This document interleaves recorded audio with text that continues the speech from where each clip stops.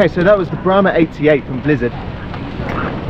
It's a ski that's been around for a while, and it's always been a top seller, especially for the ski shop that I used to work at, Snowfit.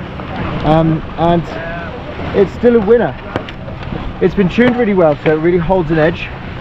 It's nice and playful at slower speeds, and it looks great as well. So it's a great all-mountain ski at 88 underfoot, quick edge to edge. And I was just skiing with Graham there, and he's on the Bonafide, which is 97 underfoot. So if you want a same construction ski but a bit wider, for a little bit more flotation in the powder, then you can yeah, go for the Bonafide. But yeah, that's the Brahma, and that was a top ski for me. Yeah, I didn't rate this, but I told.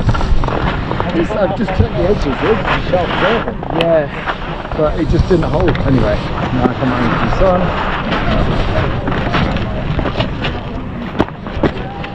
Okay, so that was the Blizzard Bonafide 97. I mean, off piste, these skis are going to absolutely rock. Because, you know, if you like a charging ski, then this is just really up your street.